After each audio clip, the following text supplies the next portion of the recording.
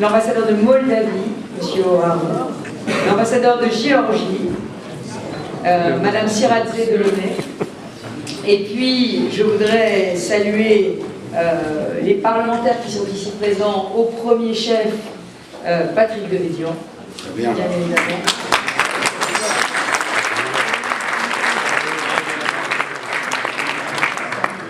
Je voudrais saluer les co-présidents, puisque c'est un couple qui marche bien, du Conseil des Arméniens de France. Et, pardon? Ah, vous ne pouvez pas vous faxer, vous êtes cousin. C'est votre avis. Et je voudrais aussi saluer mon vice-président du Conseil régional, Patrick Caram, qui a évidemment tout organisé, vous vous en doutez, et mon vice-président Didier Bariani, vice-président au Grand Paris, qui est avec nous aujourd'hui. Mesdames et messieurs les élus, mesdames et messieurs, je suis particulièrement heureuse de vous accueillir pour fêter ensemble les 25 ans de l'indépendance de l'Arménie. En effet, quel plus bel événement que célébrer la liberté d'un peuple, et surtout celle du peuple arménien, qui a tant souffert dans son histoire.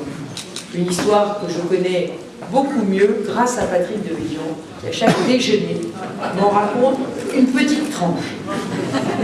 Mais je sais aussi que l'indépendance que nous célébrons aujourd'hui a été, pour beaucoup d'entre vous, le signe d'une véritable renaissance. Comme beaucoup d'anciennes républiques soviétiques qui ont connu les horreurs du totalitarisme, l'Arménie a su se libérer grâce à son courage et sa fierté. Je salue particulièrement la vitalité de la communauté arménienne francilienne, qui est donc représentée aujourd'hui par Arat Oragnan et Mourad Papazian, qui sont juste derrière moi, et qui, au travers de nombreux centres, événements et institutions culturelles, contribuent grandement à la richesse et à la diversité de notre territoire. Moi, vous savez, j'ai un souvenir très précis de l'Arménie qui date de mon stage à l'ambassade de France à Moscou quand j'étais à l'École nationale d'administration. On m'avait envoyé en République d'Arménie à Erevan parce qu'on avait une mission d'échange culturel avec l'Arménie, enfin avec la République d'Erevan, et donc je devais accompagner une délégation française à Erevan. Et nous nous sommes retrouvés dans un petit bar, café-bar d'Erevan, cette nuit-là. Alors c'était en 1989, vous voyez, c'est pas tout jeune, 90, c'est pas tout jeune. Et là, tout le monde dans le café s'est mis à chanter Aznavour en français.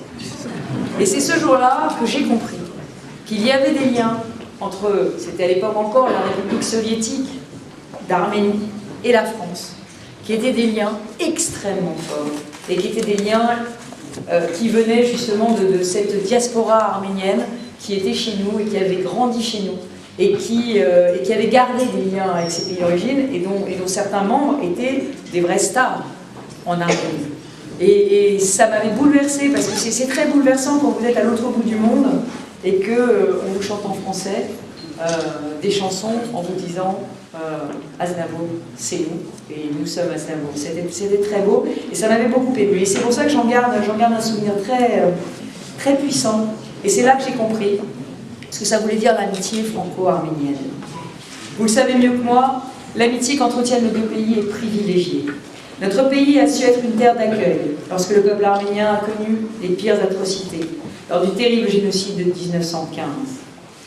J'ai ressenti aussi cette douleur infinie lorsque je me suis rendue au mémorial dédié aux victimes du génocide de Erevan, toujours cette année 1990. Alors ne me demandez pas de le prononcer, c'est Tsitserna Khabet.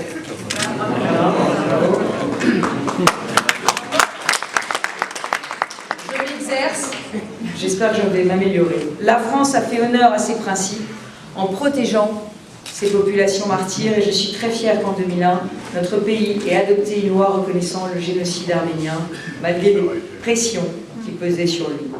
Alors, je sais tout ce que cette loi doit à l'impulsion et l'influence de Patrick Devedjian. Elle a été adoptée sous l'impulsion de Jacques Chirac, pour qui, je pense, nous avons tous une pensée particulière aujourd'hui. Mais en accueillant vos familles, la France a surtout beaucoup gagné. Et à l'heure où nous accueillons à nouveau de nombreux réfugiés issus de pays en détresse, la communauté arménienne représente un symbole d'intégration réussie. Je dirais même un exemple pour tous ceux qui douteraient que l'on puisse rester attaché à ses racines tout en étant profondément français et républicain. J'aimerais aussi rappeler que les Français d'origine arménienne qui ont marqué l'histoire de notre pays ne manquent pas. Alors on pourrait citer des résistants, Misak Manouchian, le talent d'Henri-Vert Manouchian, pardon, excusez-moi, c'est lapsus révélateur, le talent d'Henri Verneuil, les ballades de Charles Aznavour, on les a déjà citées. Mais sachez que la France vous est reconnaissante de tout ce que vous lui avez apporté et continuez à lui apporter. La communauté arménienne en Île-de-France, eh bien évidemment, elle a profondément enrichi notre territoire par son apport culturel, son dynamisme et son sens de l'entreprise. Vous êtes la preuve, vous dont les familles sont arrivées souvent meurtries par les drames, qu'avec beaucoup de travail et de respect des valeurs de notre pays d'adoption, on peut parfaitement réussir. Et je suis fière que notre région ait pu être un asile pour beaucoup d'entre vous. Et je sais que vous êtes aujourd'hui des Franciliens attachés à votre région et attachés à la faire réussir. Vous êtes donc une force, plus que jamais essentielle, pour nous aider à bâtir la région de demain. Alors, vous le savez, nous souhaitons faire de l'Île-de-France une région prospère, dynamique, avant-gardiste et surtout une région monde. Et jamais le besoin de réforme n'a été aussi urgent. Nous le voyons bien, les sujets ne manquent pas, la sécurité, l'économie, le social. Donc c'est pour ça que notre mandat sera celui de l'action et du volontarisme. Et on a commencé avec les transports, on continue avec les lycées, on ira sur la recherche, sur l'université, sur la Smart Région, sur l'écologie. Donc vous nous trouverez vraiment partout sur un vrai mouvement de réforme. On a beaucoup travaillé sur la sécurité dans la région face aux risques terroristes. Ça n'était pas une priorité auparavant, mais ça l'est devenu aussi à cause des événements. Donc évidemment, nous travaillerons sur cette question de la sécurité. Nous travaillons aussi beaucoup sur les transports pour essayer de rompre ces fractures territoriales énormes qui minent notre région. Donc certains territoires se sentent abandonnés, certains franciliens se sentent abandonnés par rapport à d'autres. Et donc on va travailler sur toutes ces questions de transport, de culture, d'éducation, d'ascenseur social. Et ce sera vraiment des priorités dans la région. Alors, nous voulons aussi faire de l'Île-de-France une région ouverte sur le monde et nous voulons renouer des partenariats économiques avec les pays d'origine des franciliens pour aider à leur co-développement. Alors, ça veut dire quoi? Ça veut dire que je profite de votre présence aujourd'hui pour vous annoncer mon souhait de relancer un nouveau plan de coopération ambitieux avec Erevan. Je sais que les Français d'origine arménienne entretiennent des liens économiques, culturels et affectifs très forts avec l'Arménie. Et je voudrais que ces liens se concrétisent grâce à une nouvelle coopération dynamique fondée sur un partenariat gagnant-gagnant et un échange mutuel d'expériences. Monsieur l'ambassadeur, vous pouvez compter sur moi. Je souhaite que vraiment nous fassions, à partir de la diaspora, un vrai pont avec l'Arménie. Et c'est très important. Parce que moi, ce que j'ai retenu d'un voyage récent que j'ai fait au Kurdistan irakien, puisque vous savez que j'ai créé et présidé le groupe d'études à l'Assemblée nationale pour la protection des chrétiens d'Orient et des minorités persécutées par Daesh, avec Valérie Boyer qui est ici aussi. Moi, ce que je retiens de ce voyage au Kurdistan irakien, c'est qu'il y a une vraie demande aujourd'hui des populations déplacées et des chrétiens d'Orient de continuer à vivre en Orient et de continuer à vivre chez eux. Et je crois que cette question du développement, du co-développement est très importante. Alors vous avez dû émigrer à une certaine période, à une certaine époque.